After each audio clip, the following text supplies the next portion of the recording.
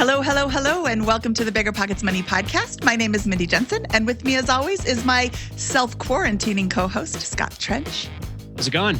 Scott and I are here to make financial independence less scary, less just for somebody else, and show you that by following the proven steps, you can put yourself on the road to early financial freedom and get money out of the way so you can lead your best life.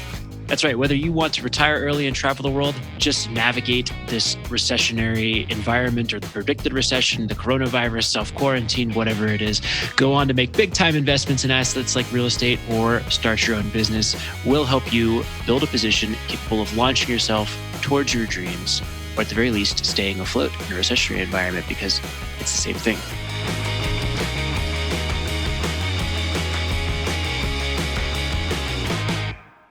Okay, welcome to BiggerPockets Money episode 117. We are recording this on Friday, March 20th, 2020, right before it's released on Monday. So any revelations that came out over the weekend happened after we finished recording. We are trying to keep up to date as possible, but we also need to give our fabulous editing team some time to work their magic. Last week, we spoke to J.L. Collins about the state of the stock market, and in that episode, he recommended staying the course and not selling your stocks.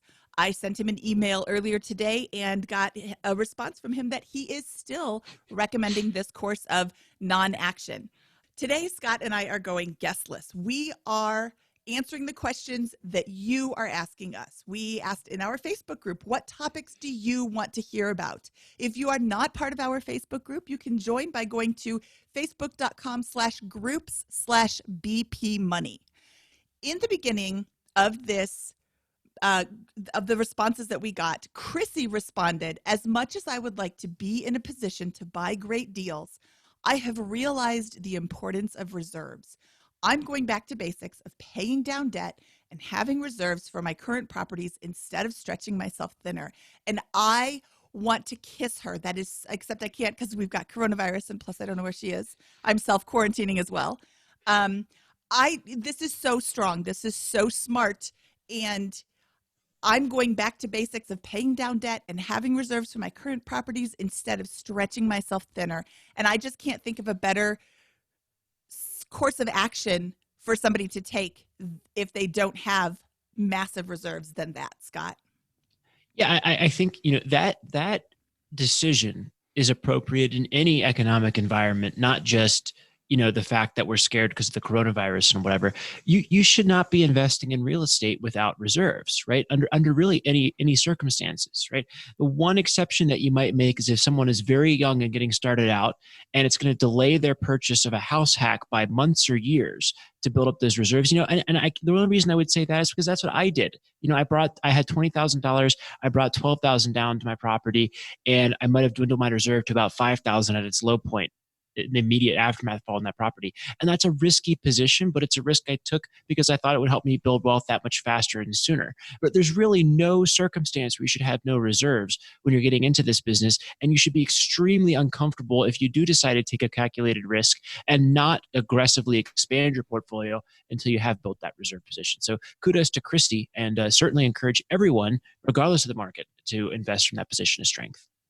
Yeah, I just can't say anything better to top that. I'm going to bring in Susan now. She said, it is so tempting and easy to just roll together rental and W-2 income. And I'm glad that very early on, I set up separate bank accounts for my rentals. Also, I had been letting the money there accrue, and I just hit $20,000, which I had determined to be a good number for reserves. I now have an even greater appreciation for the value of having an adequate reserve.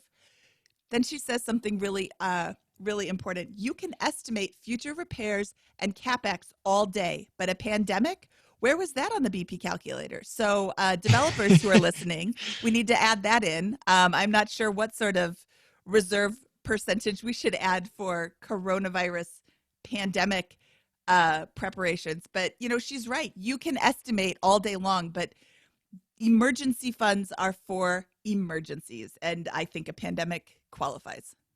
Absolutely. The point of the reserve is to handle large capex or other operating issues in your business that you can't predict, right? So you can't predict when the roof's going to go out, and you're going to need to finance that repair, and that could coincide with a credit crunch, right? Which is exactly what we're experiencing right now. It may be very hard to go out and get financing for that new roof, or even find the contractor to do it right now, right? And so your reserve is for exactly this moment in time, and I think that's the whole point of it. And then the BiggerPockets calculator, right? It's just a calculator. You put numbers into it, but luckily it encourages a lot of people to put in relatively conservative assumptions around their cash flow. And then, of course, you go even more conservative with the reserve is there to be even more conservative than those conservative cash flow assumptions you put in around the long term. So Yeah. great point, Susan. Yeah. And not every property makes a good rental. Not every property makes a good investment of any kind. So, running them through the calculator with like super conservative estimates is really the best way to ensure that the best way to, let's see, I don't want to ensure future success. What's the right word I'm looking for? And I would say that, to be fair, none of us have really advocated putting in too conservative of assumptions into rental property. And there's a reality you have to make there, right? You can't, if you're underwriting so conservatively that you're accounting for apocalypse, right? Then you're going to be priced out of deals in most markets. And that's not a reasonable way to approach life either, right? But you do put in you put in higher vacancy than you think will be the reality in the current circumstances. You put in higher capex and maintenance allocation than might be the reality, and you run your numbers based on that, but maybe not so deep that there's no way to possibly account for, hey, the government might shut down evictions and you might not get rent at all for a very long period of time. And by the way, that is a theme question that we need to address here at some point, Mindy. I don't know if you want to do that next or downstream here, but that's a big one on investors' minds. We're going to tease you with that answer. We're going to answer a different question first because I thought that it would go in more of a flow. Another big question in that Facebook group is, should I buy this property? I am under contract and I'm not sure if I should go through with it or cancel. And I think this is a great question. And 3 weeks ago, the answer would have been very different than today, but today is where we're talking. Another person asked, does it make a difference if it's a primary residence? So a few things you should consider in this, should I buy this property if I'm under contract? Right back up to the reserves. What do your reserves look like? If you're using absolutely every cent you have to buy this property, nope, you should not go through with it. You shouldn't have been buying the property in the first place. You should not have been buying the property in the first place, but you should definitely cancel the contract now. Even if you're going to lose your earnest money, even if it's going to be a financial hardship for you to lose your earnest money, and frankly, especially if it's going to be a financial hardship for you to lose your earnest money. What's your earnest money? $2,000, $5,000, $10,000? If you can't afford to lose that, what are you going to do when your tenants don't pay rent? How are you going to pay your mortgage when your tenants don't pay rent? And yes, there's eviction moratoriums and foreclosure moratoriums, but you are not putting yourself in a good financial position by buying a property you can't afford and digging yourself into a deeper debt hole. If you haven't already bought that property and you can't afford it, you should not be buying it now. Yeah. So if you're not well capitalized, you shouldn't be buying property, good, bad, and different times. If you are well capitalized and you do have reserves, though, you've got a reasonable question here. And a lot of new investors, I think, are pretty scared about entering the real estate market right now. And I think that's a fair point. And I didn't know the answer to this question, and so I crowdsourced it. I posted it to the BiggerPockets forums, and there's a lot of good discussion around there. And some of the more popular responses revolve around this theme of, hey, this can be a time of buying opportunity for a lot of folks who have a really good lockdown philosophical approach, who are doing this for the long term and are well capitalized. And if that's you may go full steam ahead. But the reality of the situation, I think, for most, aside from that small minority, is that if you're a newer investor buying your first or second or maybe even third property, that you're pretty scared right now. And there's a lot of uncertainty in the market. And I think that's just going to limit the interest in general from a good number of newer investors. And that's okay. I don't think there's anything wrong with that. You got to be investing in this when you feel that it's a good move for your personal situation. And so I bet you that in reality, a lot of people are going to pause on their property searches, submit fewer offers, and general a little bit less activity, especially from the newer folks buying their first home or first property. And I think that's just the reality you have to acknowledge in there. Whether we advise not to go forward or not, I'm going to continue looking at properties and continue with my long-term real estate investing approach. And I wonder if I'll have a little bit more opportunity to find some cash flow or better appreciation, long-term prospects, and less competition from other buyers in the near future, while there's a lot of uncertainty. But I think that's kind of the decision that you're going to have to make personally. And then to address the other part of this point, if I'm already under contract, should I go through with it or cancel? Right. Well, again, that comes down to the earnest money thing. Most contracts do not have, or many contracts do not have a act of God clause in there that would account for circumstances like the coronavirus. Many contracts currently going in are adapting rapidly. A lot of agents and lawyers have adapted rapidly. And, David Green had a great point on the BiggerPockets real estate podcast released this last Thursday. I think it's episode 374, about how agents in his town already have a clause in there that's extending the close period from 30 to 60 days, making it contingent on certain financing things, ensuring that the appraisal comes in, because the appraisal can certainly change over 60 days, if market conditions do worsen. And so you can account for that uncertainty as you're going into contract. But if you're under contract, you need to abide by that contract or else risk forfeiting that earnest money. Yes, but just because you're forfeiting earnest money doesn't mean that's not the right choice. That could be. Take a look at your financial situation and your financial outlook. What does your job look like? I have a pretty secure job, I like to think, right, Scott? I believe so, yes. Please don't leave us, Mindy. Yeah. I have a fairly secure job, but there are a lot of people who don't. So be honest with your own job prospects. Are you in a town that's drying up? Are you in an area of the world where there's not a lot of job prospects? Who are your tenants going to be?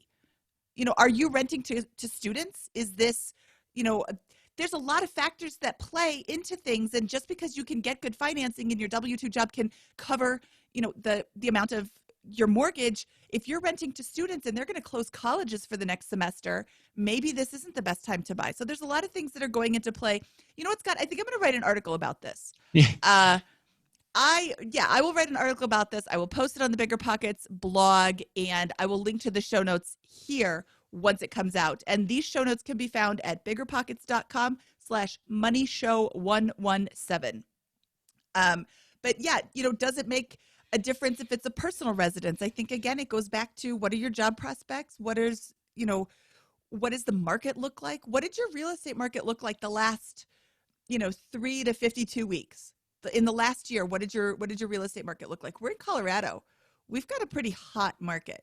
There's low inventory from 2008 when everybody stopped building. There's, we had a massive influx for a while. I think we're now more of a balanced state, but there's a lot of demand for real estate in Colorado, and I think in our part of Colorado, and I think that will continue once the virus burns itself out. Is that the right phrase? Yeah, once things blow over, maybe. Yeah, once things blow over. Yeah. So I think you need to look at a lot of different things. Oh my goodness, should I cancel my contract? Well, take into account a lot of different factors. But yeah, you know what? You asked the question, what do I do if I already have properties and my tenants can't pay rent? We are actually going to throw this over to Brandon Turner, because on episode 374 of the BiggerPockets Real Estate Investing Podcast, he answered this like the pro that he is. So Brandon, take it away. The government may step in at some point. I mean, if the government's going to make it so that tenants don't have to pay rent, my hope is that they'll step up and somehow help with the mortgage thing as well. Because not just for landlords, but for every homeowner in America, 20% of them who may be out of work, who aren't going to be. And what's the quote? Like 40% of Americans don't have $400 in their checking account or something like that, or couldn't survive one paycheck. Like, we are going to see that in 2 weeks. Like, all of us who are landlords are going to see in 2 weeks from now, we will have tenants who are not working at this very moment right now and will not have rent 2 weeks from now. So I think the most important thing, and I'll go to you as well, Jay. I think the most important thing is to have a plan. If you're shooting by the seat of your pants when a tenant calls you and says, "Oh, I don't have rent money," and then you're trying to decide then what to do, that's always a scary position to be in. So like my wife and I have been actually, texting back and forth all day today and yesterday, and like talking obviously, but like, what is exactly our plan? Like, if this happens, then this, if this, then this. So for example, we are going to, first of all, tell tenants, rent is still due. That's our first, we're going to say rent is still due. Second thing we're going to say, if they just literally can't do it, because there's some people, who can you borrow it from? Third, here's some government aid. We're researching right now government assistance programs in our various counties. Do some research. That is your job, landlord. Do some research. Find out what the government programs are helping your tenants, if there are any. And then fourth, if we really, really can't, there's no government, there's no family help, we've really exhausted it, then yeah, we're going to work with our tenants and we have a plan in place for that. One thing I don't want to do with my tenants is say, hey, let's just postpone your rent for a month and you can just pay 2 rents next time. That never works for tenants, right? If you let a tenant get behind, they will never get caught up in that. I've never seen it happen. Because I should say a low income tenant, because it's not like they're suddenly going to have more money in 2 months from now. So what we're going to do is structure payment plans, which I generally never do. And I've always advised against payment plans. But in this case, we're going to do that. Hey, we'll spread out your payment over a 12-month period. And so your rent goes from $600 a month to $700 a month after this is over, but you can take 2 months off or whatever. So that's my advice, is have a plan in place for what you're going to do, because it's coming. Yeah, so I think Brandon absolutely nailed that when we were recording that episode of the podcast, which is why I asked them to kind of put that back in here as well. I don't think I can answer it any better.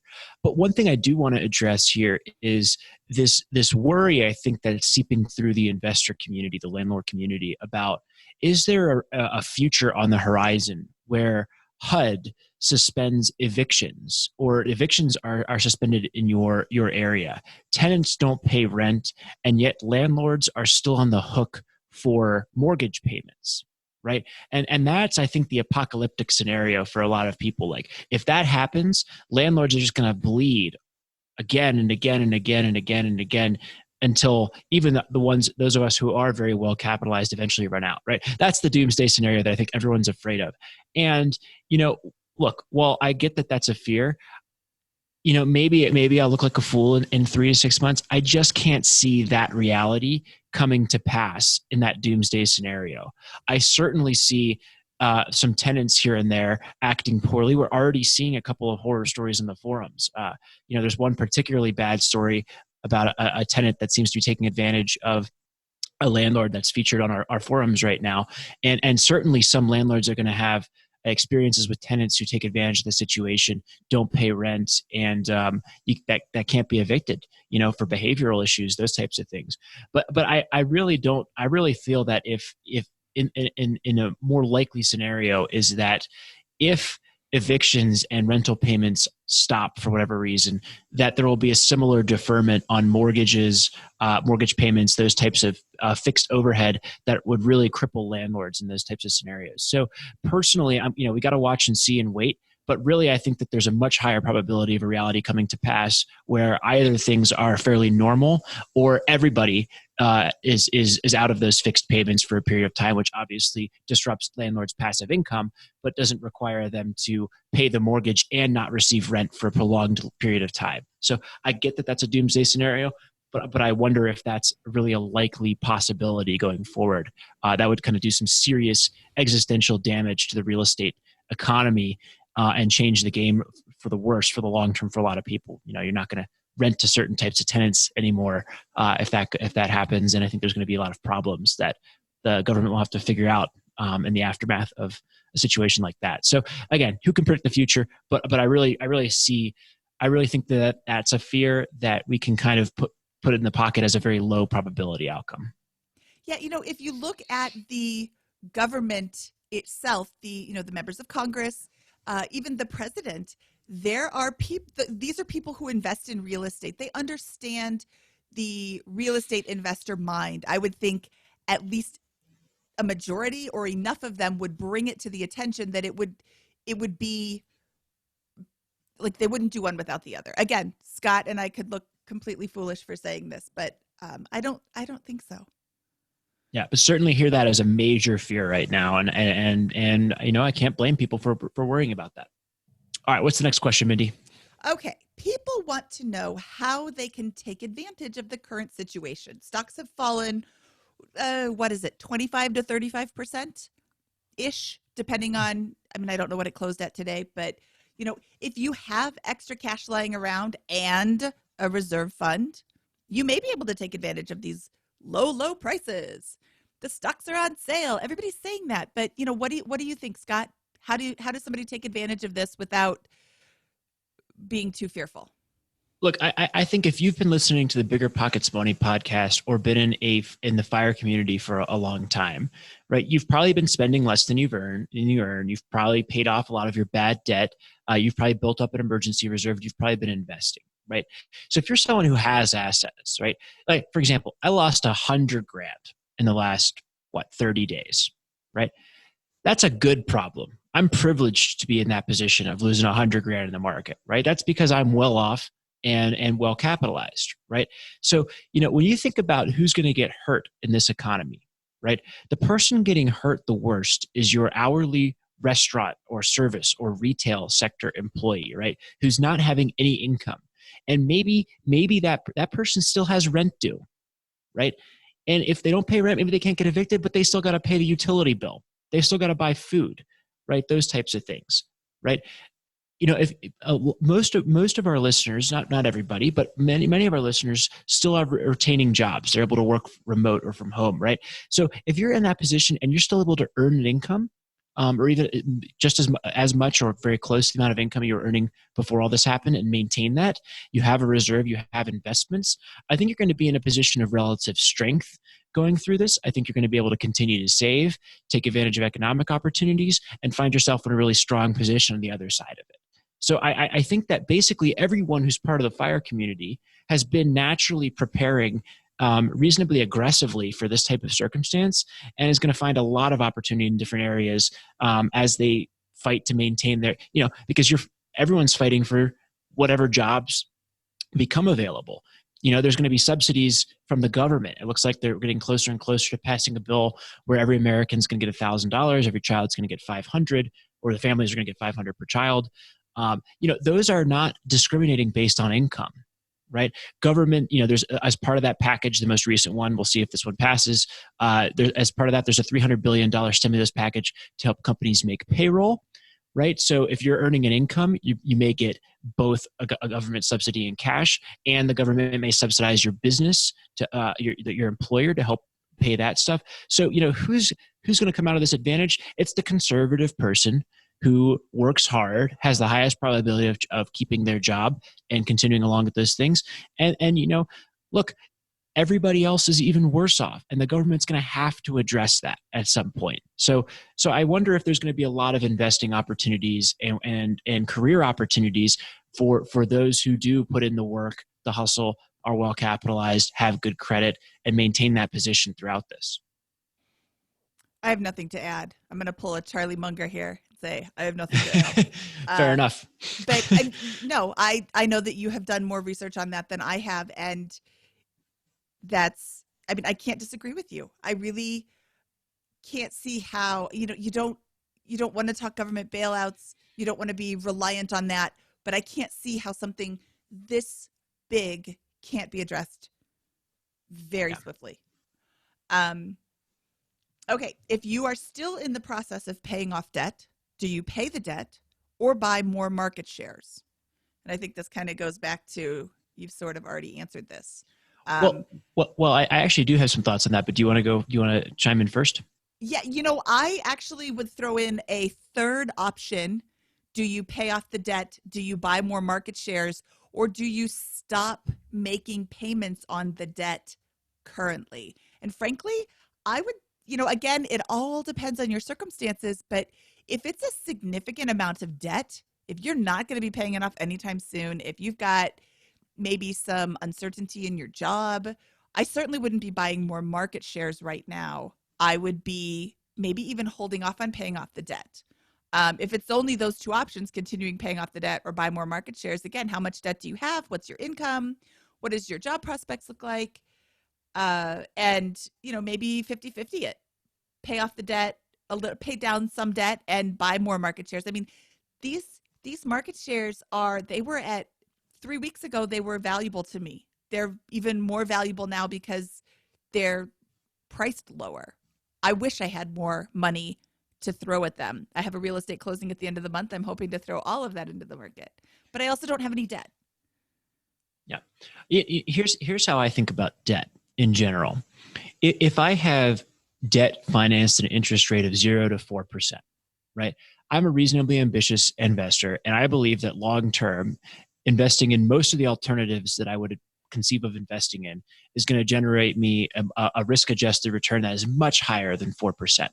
So I do not make prepayments or aggressively pay down anything beyond the minimum required payment on debts financed at 0 to 4%. If I have a debt financed that has an interest rate at 7 or more percent, right? That's a very high interest rate. And if I pay down that debt, I'm getting a very high guaranteed return, right? And so I would pay down that debt right away if I had that kind of debt at that level. I'd also pay down any bad debts that were coming in at those types of rates. Go ahead, Mindy. Can you explain how you're getting a guaranteed return? Because that phrase may be confusing. The interest rate on my debt, I know that I'm accruing interest at a rate of 7 or more. Let's say I have an interest rate at 10%, right? $100,000 at 10%. I know I'm accruing $10,000 a year in interest on that loan, right? So if I pay down that loan, I'm generating a $10,000 a year profit, or I'm avoiding having the payment of $10,000 in interest. So I'm getting a 10% return for every dollar of principal I pay down, the earlier I pay it down. Okay. Right? So that's how I think about that.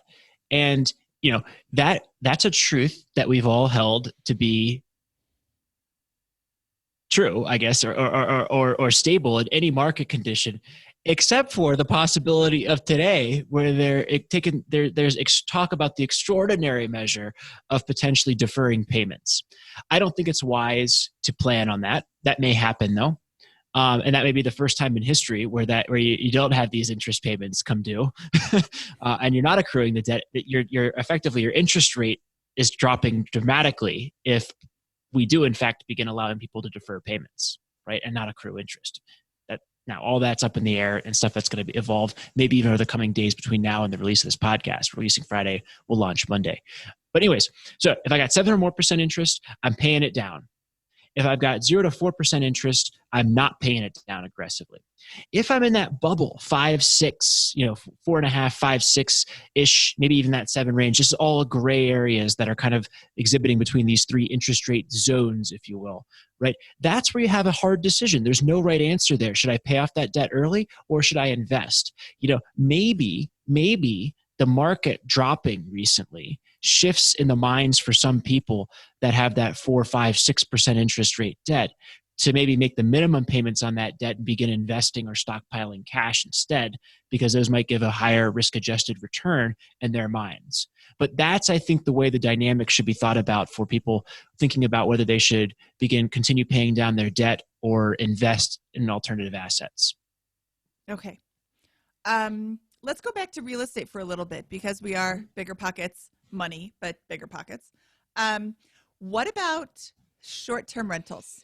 Airbnb came out and said, because of this unprecedented situation, we are going to allow anybody to cancel their reservation. And I can't remember the exact dates, but if it was made, the reservation was made up to like March 13th or 14th, they were allowing you to cancel regardless of the host's cancellation policy. And it is, I completely get where they're coming from.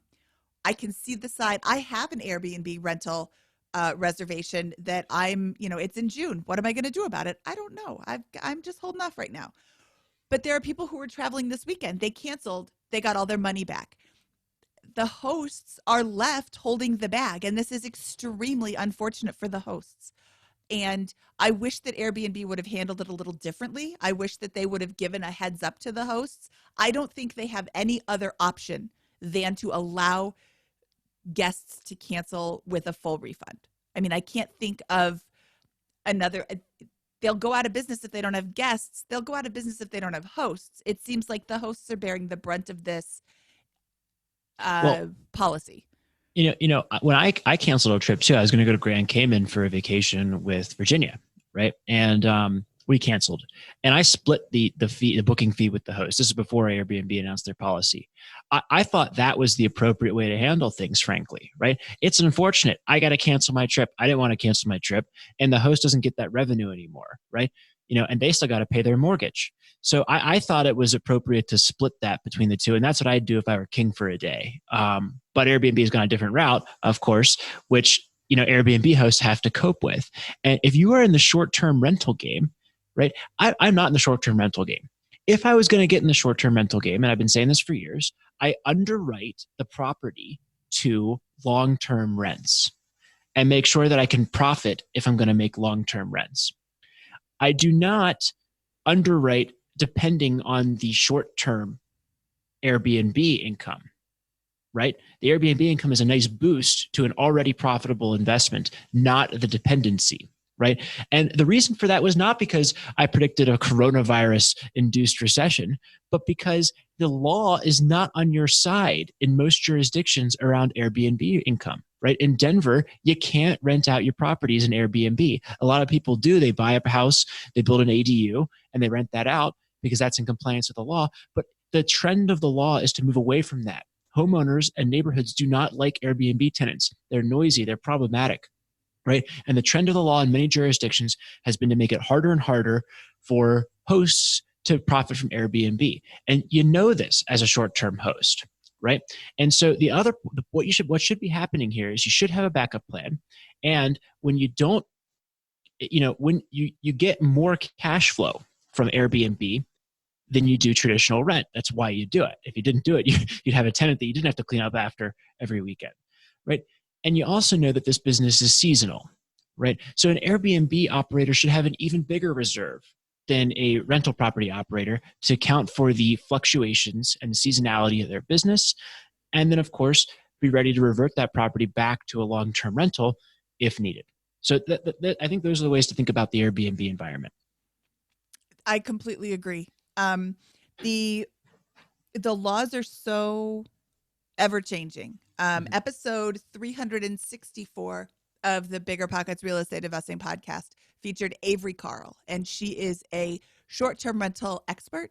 She lives and invests in the Smoky Mountains, the Gatlinburg, Tennessee area, and one of the best, that was a really great episode. If you're thinking about getting into short-term rentals, if you are in short-term rentals, you need to listen to that episode. She has a lot of great tips. But one of the tips she has for people who are looking to get into it is go where they already have the laws.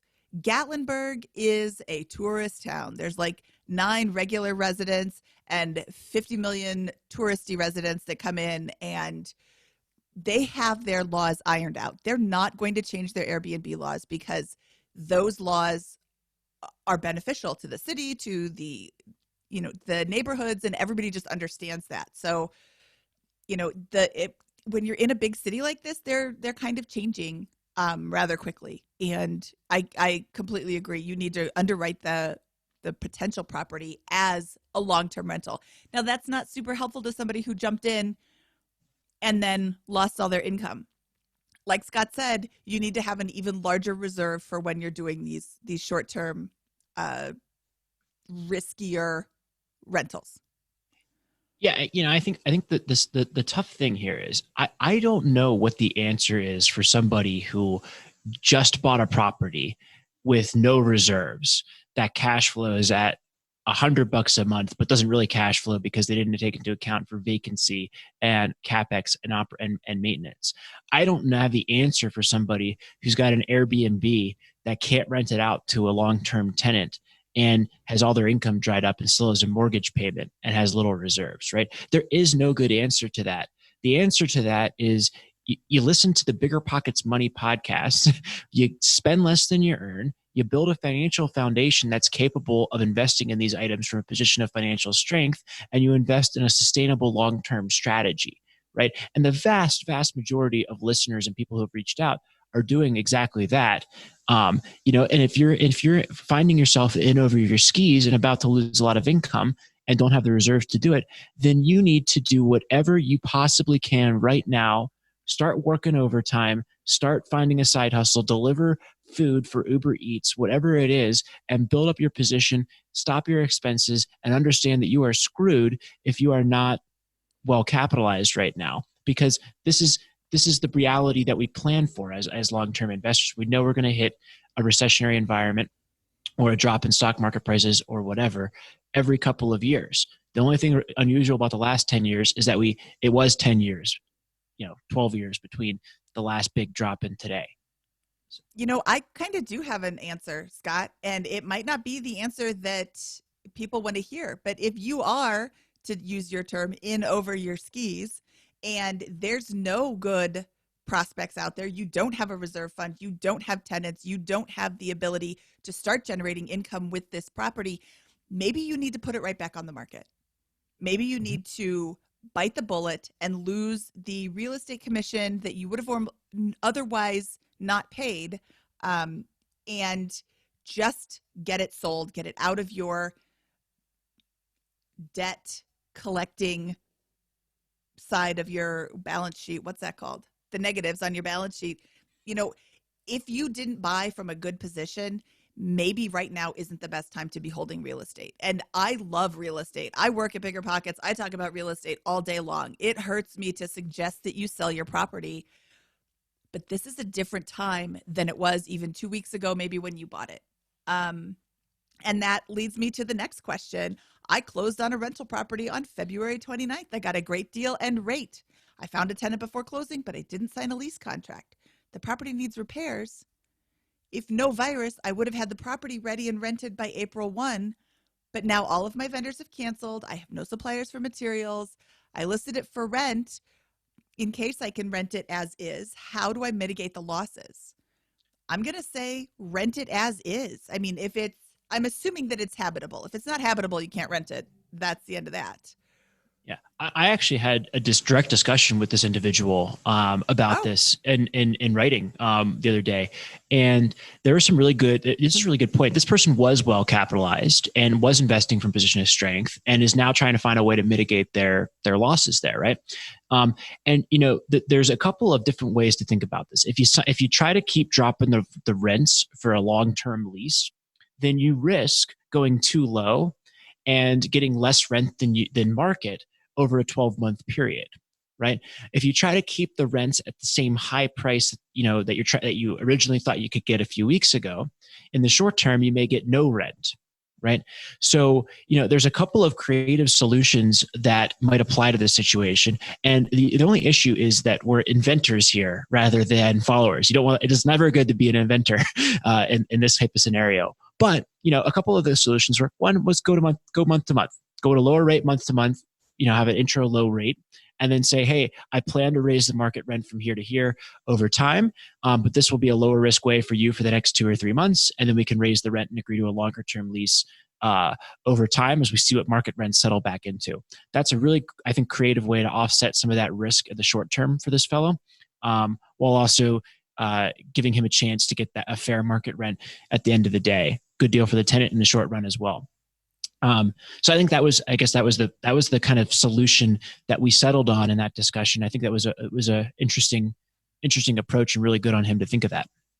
Yes, and this was actually, I think you were having a conversation with the guy who responded, but this was actually a woman who had asked that question. Oh. And then another guy said, I have a similar spot, but I'm in a similar spot. Maybe I got almost the exact same question from somebody else then. Well, you know what? It's not a unique position to be in. Yeah. Right now is the very start of the spring selling market. It's, what is it, March 20th, when we're recording this. March is kind of the beginning of the spring selling market. So maybe you went under contract in January or February, you just closed, and then the market fell out from underneath you. Again, it goes back to the very beginning. You need to have good reserves. What do you do if you don't have good reserves? Can you get some reserves? I mean, having a little bit of income and a month-to-month tenancy can be really beneficial to both of you, because the tenant isn't locked in. What if they lose their job? They can cancel the contract and go live with their mom. Yeah. Well, let me tell you this on the reserves front, right? Suppose I got a property that's worth 300 grand and I got a mortgage of 200, right? I would rather have a mortgage right now of 230. I'd rather refinance, pull $30,000 in cash out and have that sitting in the bank than have no cash in the bank and have a $200,000 mortgage. So, if you're taking out a little bit more debt to have a little bit more reserves right now, that's something that Jay Scott recommends and that I agree with in kind of recession proofing your portfolio. Much better to have liquidity, even if that comes at the cost of a little bit of increase in your debt, than to be without liquidity and have less debt, I think. Yep, I agree. And that's just general in every market condition, right? You pay the cost of that of holding cash at every moment in a growth market, and you don't get the benefit of the return on that reserve until today or until the recessionary environment. If we do go into recession, although it seems ever more increasingly likely that we are here, and that's the environment we got to adapt to. I don't think it makes much sense to ignore the big R word. We are definitely going into a bit of a recession, if not a longer term recession. We had Jay Scott on episode 70, where he talked about his recession proof investing book. This is an ebook that's available at biggerpockets.com/store. And it is a book that gives you tips for maximizing your investments during a recession. Okay, another question that we had was, how about doing a financial reset episode? Everyone is getting hit. In this time of crisis, it would be good to take a step back and evaluate. Yeah, I love it. So, when I think about a financial reset, right, I think the exact same things you do to go all out in pursuit of financial independence are exactly the same things you should be doing in the times of a recession to prepare and have as little stress as possible, right? So when I think about a financial reset, I think, great, very first step is I'm going to track my spending. The next thing I'm going to do is I'm going to think about, hey, most people have the big three expenses. Where's my money going, and what are the biggest items in my budget, right? And for most people, that's going to be housing, transportation, and food, right? And then how do I begin immediately reducing my household spending? Because spending is what's going to kill you in the times where you dry up with your income or have other problems, right? The less you spend, the more cash you can accumulate, and the less cash you need, the less liquidity you need on a month-to-month basis to maintain your financial position, right? So if I spend $2,000 a month, I need $25,000 in the bank to sustain my lifestyle for a year. If I spend $5,000 a month, I need $60,000 to sustain my position for a year, right? So it both increases my savings rate and it increases the amount of the length, the financial runway, I like to call it, that a dollar has for you, right? So your first step is you track your spending and you think about those big three expenses. Obviously, you can't change your lease or your car payment right away, right? Those are difficult things to maneuver, right? But you can take control of your food situation right now. And this is a perfect time to reassess what you eat, how you eat, right? You go to the grocery store, there is nothing left except the healthy food. It's remarkable, right? I went there the other day, I was like, only the things I want to buy are for sale. It was amazing, right? There's no white rice. Now, all right, great. Now you can buy the quinoa. I don't love quinoa. I actually hate quinoa. But you can buy brown rice, right? Or whatever, right? Steel cut oats. Plenty of steel cut oats, right? No Oreos. No Oreos for sale. So anyways, this is a great time to do a hard food reset on your budget. Buy healthy food from the grocery store and make it yourself at home. You're already at home.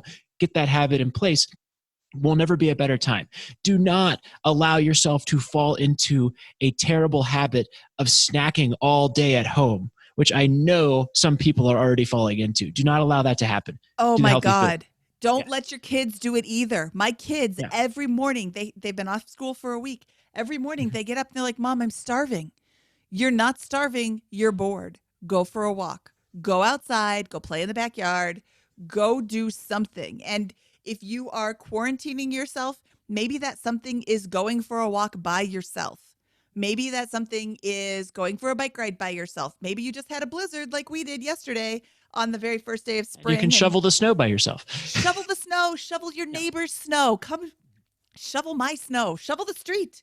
They don't plow here in Colorado. So there are lots of things you can be doing that don't require you to be eating to do it, that don't require you to be, in a crowd doing it, and still get your mind off of whatever it is you're doing. I mean, it's so easy to just eat mindlessly. I'm sitting here during this recording. I'm, kind of having my lunch too, but it's so easy to eat mindlessly. It's so easy to just grab one thing or just grab two things, and don't. Yep.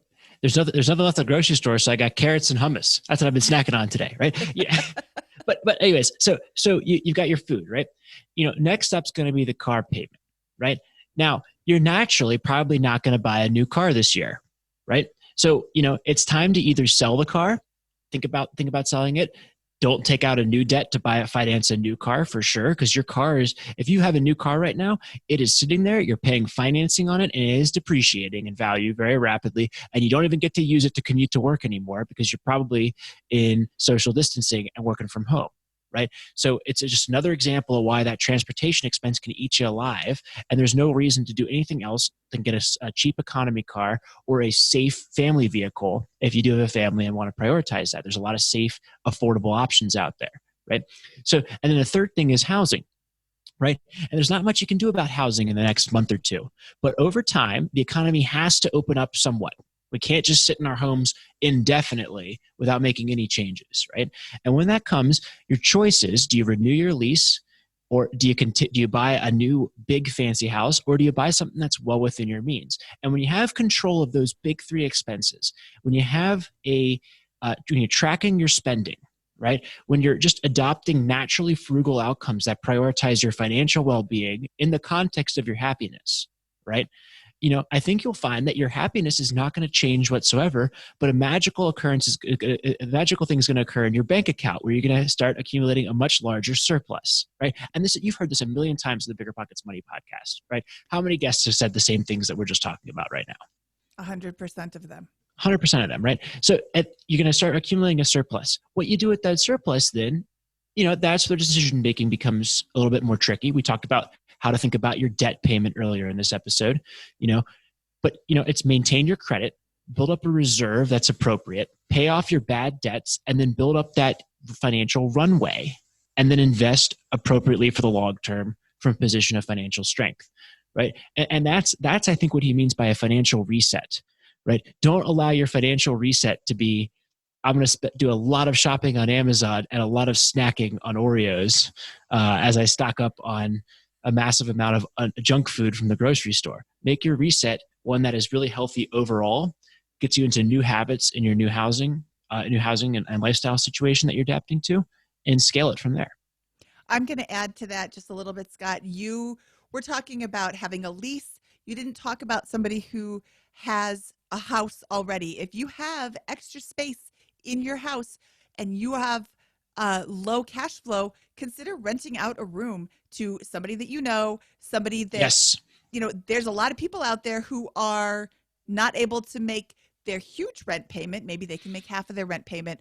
You could rent out a room in your house and generate a little bit of income and help out a friend. House hack. That's right. Oh yeah. Hey, do we have a book about that, Scott? Mm-hmm. We do indeed. Yeah. But this is the time to, dig up all those posts from Mr. Money Mustache. I know he's been less active than usual in the last year or two, but the godfather of financial independence. I don't know if that's too high and mighty a title for him, but really this is a good time to dig out his blog and go back to that. And a lot of people in the boom, I think, have been moving away from yes.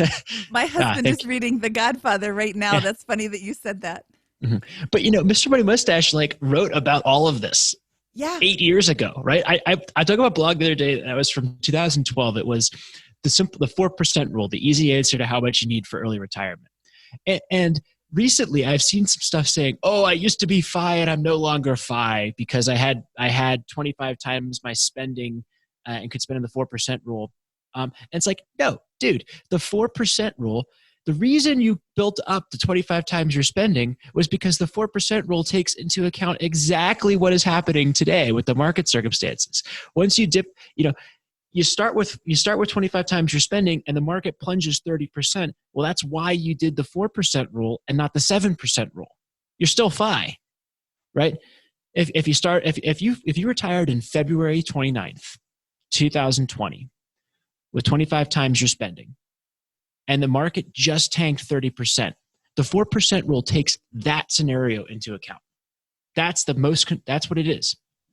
Yes, I want to invite people to read the 4% rule article that was in Life magazine it's about William Bengen and how he took all of the different markets and all the different scenarios into account to come up with the 4% rule. He didn't think to himself, you know what, I'm going to call it the 4% rule. Now let me go figure out how to make that a reality.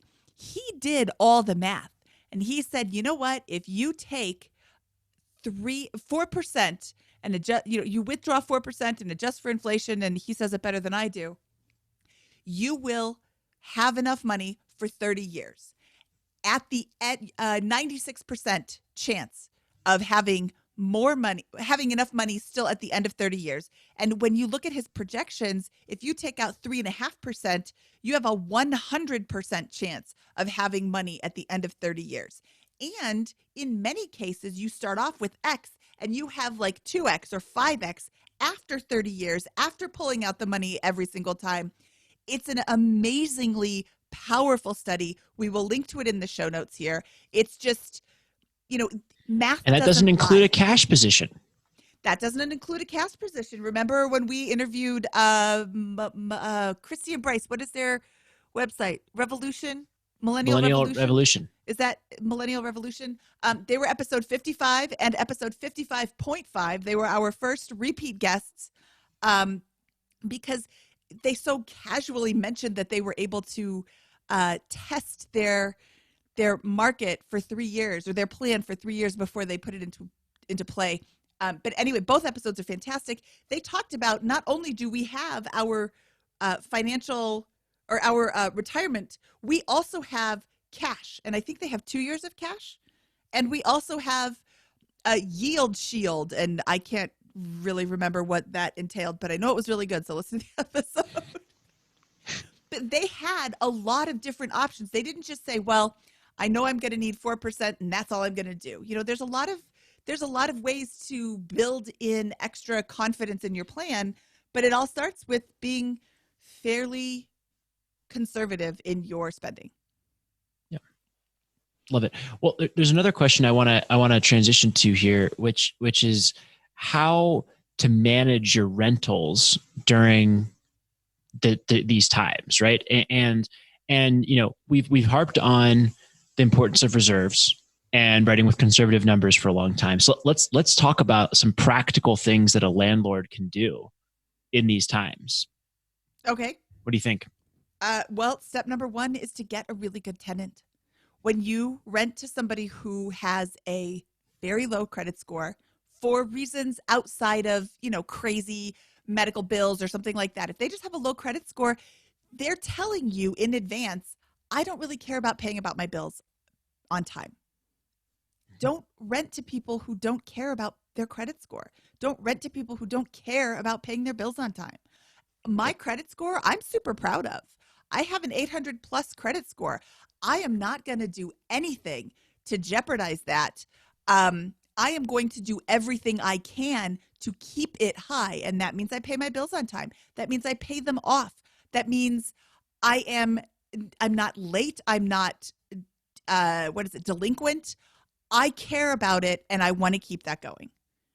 Yes, I love that. I think, tenant screening, is a key thing here. The folks with good credit are not going to want to wreck their credit. The folks with bad credit, they're going to be the ones who are going to be the first ones to screw over landlords and take advantage of this no eviction situation because they didn't care about their credit and they have bad credit already. But, as a landlord, just because they're putting a moratorium on evictions, most people are not going to ruin a lifetime of good credit by stealing money from you and not paying rent. Only the people with the bad credit are going to want to do that, right? So you're giving those people a tremendous amount of power. And if you're in that situation, you don't have to weather the storm for temporarily. What are some practical things you can do there? You can consider cash for keys, right? This is where you pay your tenant their security deposit or straight up cash in order to leave your property so that you can begin the remodeling process and move on. I've used this before. It enables you to get a bad tenant out, typically with a reasonably clean unit, and begin getting to work on construction immediately, right? Go ahead. I want to say that while I completely understand why somebody would want to do this, I also understand the flip side of somebody saying, but I don't want to reward them for their bad behavior. And look, I can be kind of, is vindictive really the right word? I do not want to reward you for your bad behavior, and I want to punish you if you messed with me. But when I want to kick out Scott from my unit because he hasn't been paying me, I can be really nasty about it, and Scott could be really nasty back. He could give me a property that has a lot of damage. He could give me a property that has a significant damage. I've seen a lot of these damaged properties, and it just breaks my heart that these landlords are having to deal with this. On the other hand, if I tell Scott, look, I know you can't pay your rent. I'm sorry that you can't pay your rent. Let me help you get into a new property that has a lower rent, maybe, or whatever. Let me help you do this. Here's some money. In exchange for this money, I want you to leave the property, in good condition. This encourages Scott to not play hammer darts in the kitchen.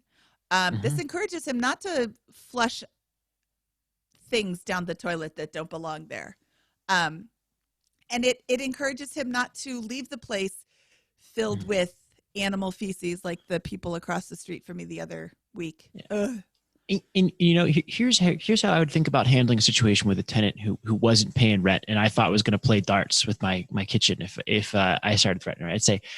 I'd say, look, I would potentially go with cash for keys, right? Because this is so uncertain. I would want to get them out and begin work finding a new tenant as quickly as possible, right? Because I know they're causing a problem and not going to pay me, right? I'd say, look, I'd like to give you $500 and help you move out of the property. And I'll give you $500 in cash if you are out of this property and it is clean by the end of the week, or 1,000, or whatever it is that I think is appropriate given the context of rents in my market or whatever. Right? And I'd also say very politely but firmly, you're not paying rent. And while I understand there's a moratorium on evictions, when this is over, I'm going to need to sue you for that rent and take you to court for that, and continue with the eviction process. And that will ruin your credit and may make it very difficult for you to find a place in the future, right? So there's a carrot and stick incentive here to kind of show, hey, maybe I don't have power temporarily to follow through on the eviction process right now, but that will change downstream. And this is not playtime and get away without paying rent indefinitely for you. And if you do, then I'm not going to pay you to leave the property. I'm going to bring the full weight of the law down there, wreck your credit, and evict you and sue you for those damages, and take out as many liens as I can against you, because that's the law, and this is the agreement that you signed, right? So it's kind of as tactfully as possible communicating that carrot and stick message. I think is a practical way to go about this. In the construct, I would also maybe consult your property manager or lawyer before you go and take any specific action. But that's the way, as a businessman, I would begin framing my thought process and trying to work with my tenants. Now, the next thing here is, let's say I have a vacancy that we just discussed. We already discussed some of that, or I'm an Airbnb host, and that's the only way I'm going to make income, right? Well, now I have to think about things not in the context of how do I attain my numbers that I initially forecast, but how do I get some money, right? Because every month that you receive no income, you're paying the whole mortgage, right? So let's say your mortgage is $2,000. Well, I'd rather have $800 in revenue to offset that mortgage than $0, right? So you begin to say, not what was I projecting, but what is the current reality, and how do I manage to that, and how do I accept that and stem my losses and keep things going there? And maybe you have to bring some cash to the table in the interim in order to weather the storm. But the way you lose big from this recession is, or if it is a recession, is you if you lose your property, destroy your credit, and get foreclosed on or can't hold on to your property. The way you win is by building an effective reputation, maintaining a reasonably well-capitalized position, and buying more property at great prices with partnerships, with access to financing. You can't do that if you have no cash, if you have no credit, and you have no reputation because you've lost your property and haven't been able to manage through this. You bring up a really good point there, Scott, with partners. Ashley Kerr is the host of the new Real Estate Rookie podcast, and along with Felipe Mejia. She was our guest on a couple of weeks ago on episode 114, and she built her empire through partnerships. You don't necessarily have to have money to invest in real estate. You need to have a partner who has money. There needs to be money available to you to successfully invest in real estate. And if you find a really great deal, there are still people out there who have money who would love to partner with you. Yeah, I'll just wrap up here with your real estate investing strategy, in my opinion, needs to win under 3 market conditions. You got to be able to win if the market goes up. And the only way you win if the market goes up is if you are invested in real estate. If you're not invested in real estate, you don't benefit from rent appreciation or price appreciation, right? You have to win if the market stays flat for a long period of time. And you win by that because you're paying down your mortgage and your cash flowing, right? That growth is obviously accelerated in an up market, right? But you win, and then you have to win in a down market. And how do you win in a down market? Well, you have access to cash, good credit, and a great reputation so that you can buy more deals at a better price in the down market, right? And so that's the approach that your investing philosophy has to be in there. Consistent but not aggressive. And you can't build a reputation. Don't feel bad if you're an investor who's bought property the last couple of years. As you manage through this, I'm not giving my money to a newbie to invest as a partner with who has never bought real estate before and is getting started now. I'm going to give my money, if I partner with somebody, to somebody who has properties and is managing them professionally and appropriately and making the best of the situation and is ready and has a good business plan prepared to go and move forward and buy more at great prices with great cash flow, right? That's how you win in all 3 market conditions. Yep. And you're not alone, Scott. There are a lot of people just like you that have the money. They don't have the time. They don't have the interest. They don't have the energy. They want to partner with you. Keeping an eye on the market right now, finding great deals and bringing them to people who have money to partner with is a great way to get into the market. What does Brandon say? 50% of a deal is better than 0% of a deal? Yeah, 50% of a great deal is better than 100% of no deal. Yes, that's it. That's it. I love that quote. That's a great quote. Okay, so Brandon touched a little bit on this, how to deal with your current tenants that are not able to pay the rent or not able to pay all of the rent. But I think that you should be a resource to your tenants. Just because you are the landlord doesn't mean you have to have a contentious relationship with your tenants, especially if you have a long-term tenant who has been consistently paying you rent. They're a great tenant otherwise, and they have fallen on hard times. Jacob from iHeart Budgets was a guest on our episode 85, and he compiled a list of resources for those financially affected by the coronavirus. Among them are bank and credit assistance, student loan and mortgage relief, places to pick up lunches for your kids, and even help with utilities and taxes. He also goes into detail about the Families First Coronavirus Response Act, which was passed on Wednesday, 2 days ago, which gives guidance on paid sick leave, food assistance, and medical testing.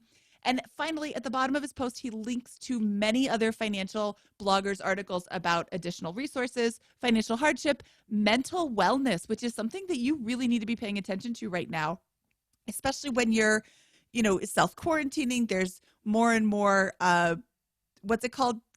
Stay in place, self-quarantine in place. They have a term. I can't remember what that's called. But mental wellness is something you should really be considering right now. Money management, making additional money, and activities for kids when you're stuck at home. So we are going to link to it in the show notes, which can be found at biggerpockets.com/moneyshow117.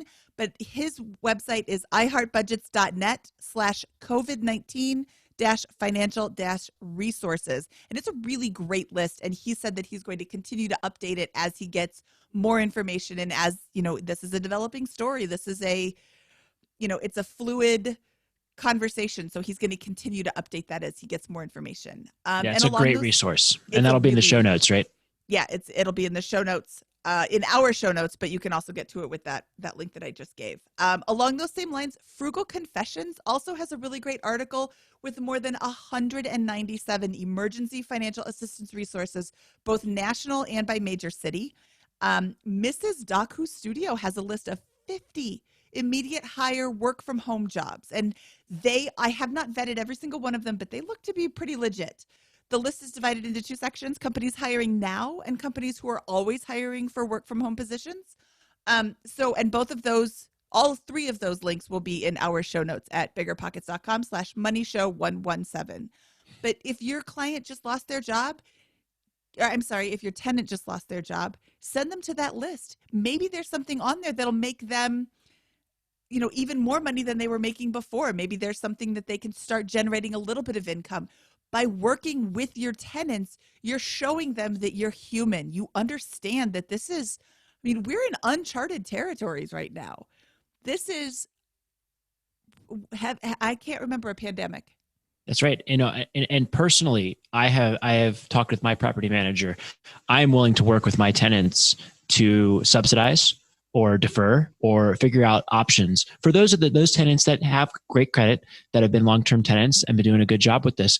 I'm willing to work with them and make sure, because that's the right thing to do. Point them in the direction of these types of resources, and try to get them all the help that they can. And again, do my part as a landlord to help see them through this crisis, because that's good morals and good business, right? Right. And if you are a tenant and you're having problems, you think you're going to have problems with your rent, talk to your landlord now.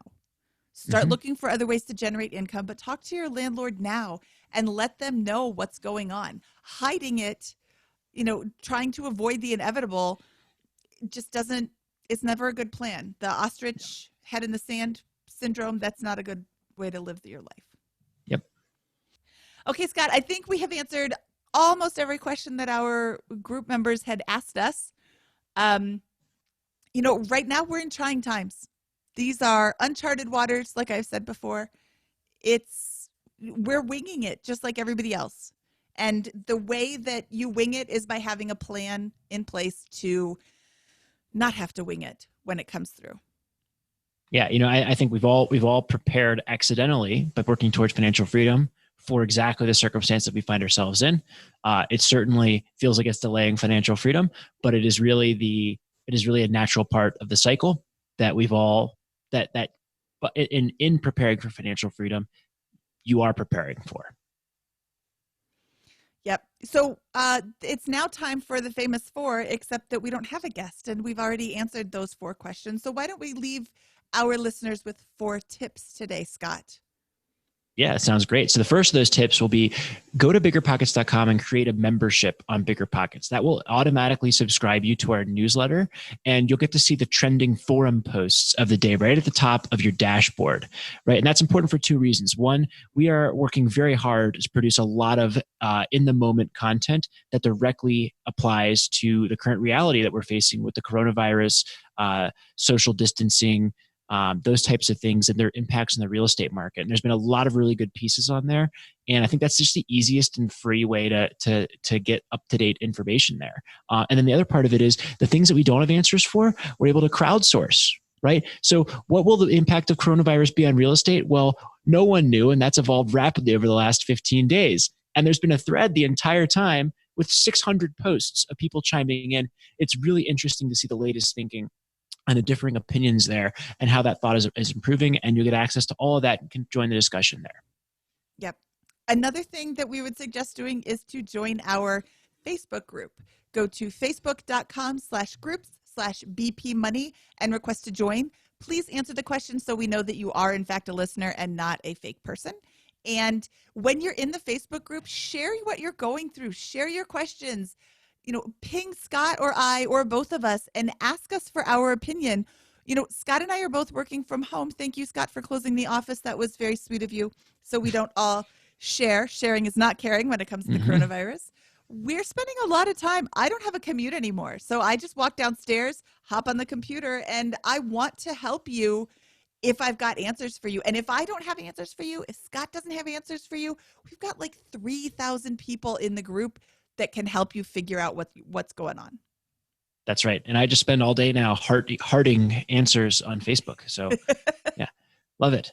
All right. The third tip is to build yourself a new routine.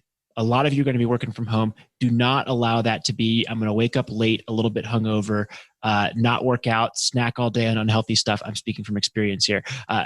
This kind of stuff, right? I'm going to wake up, I'm going to self-educate. I'm going to have a healthy fitness routine. I'm going to eat well, and I'm going to make this an opportunity to develop some healthy habits.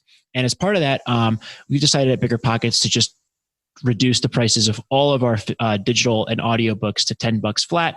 And if you don't like them, a money back guarantee, no questions asked. We'll just refund your money there. So as part of that, but go self-educate in whatever way you see fit. Make sure that you're investing in that right now, because that's the easiest thing you can do, and probably one of the most productive things you can do over the next couple of weeks as we wait for things to develop. Yep. And any of our audiobooks can be found at biggerpockets.com/store. Okay, the last thing we're going to do is we are sitting here on a Friday afternoon frantically trying to get this podcast out as late in the week as possible so that we can bring you as much up-to-date information as we can. And we would love it if you would subscribe to the podcast and leave us a rating or a review or both on wherever you get your podcasts. iTunes, Podcast Addict, Google Play, I guess it's Apple Podcasts now, whatever it's called, wherever you get your shows. We would really like to hear from you, and we would really love a rating and a review. Yeah, that's right. We've actually thrown out a number of podcasts that we had pre-recorded so that we could, record on Friday evenings now and have the most up-to-date stuff for these Monday shows. So yeah, we definitely appreciate those reviews, those honest reviews you give us on iTunes, wherever you listen to podcasts. Scott, we didn't throw them out. We are postponing them because, we've got a series of how I paid off my debt interviews coming up, and they're all really great interviews. I'm super excited to share them with people, but they don't seem right to be released right now. So we will be releasing them later, after this kind of dies down. And, if you are listening to this and you have a friend that you think would benefit from this information, please share it with them. And, on that note, due to the quarantine, I've decided that and the snow really, I've decided I'm only going to be telling inside jokes from here on out. Oh my goodness. I'm still going to quit every single day. So the first one of those is, I've recently run out of toilet paper, and I've had to begin using old newspapers, and man, the times are rough. Oh. All right. Well, thank you for listening, everybody. And we hope that you have a wonderful week at home and make the most of your situation. Yes. And thank you for listening. We really appreciate it. We would not be able to do this without you because there would be nobody to do it for. Just a reminder, all of the links that we mentioned can be found in the show notes at biggerpockets.com/moneyshow117. All right. That just sounds weird. I just gave the link. And then from episode 117 of the BiggerPockets Money Podcast, I am Mindy Jensen and he is Scott Trench, and we are locked inside. So send terrible jokes to Scott at biggerpockets.com. Only quarantine related jokes. Tasteful ones, please. Oh, I had a joke. Somebody sent a joke. I thought it was great. I said I was going to use it in my podcast. He had it on Twitter. Morgan Housel is one of my favorites, and he had it. I think I sent it to you, Scott. Let's see. Oh, nope, that's not it. Oh, why does Norway put barcodes on the side of their boats? So when the ships come back to port, they can Scandinavian. Well, now I've got to tell my one about Finland. Finland's just closed their borders, so nobody's going to be crossing the finish line anytime soon. Oh my goodness. Okay. So the one that I told is from Rory Karen. Thanks, Rory. Well, now we just need a Swedish joke to round things out. Please tell us in Facebook, please.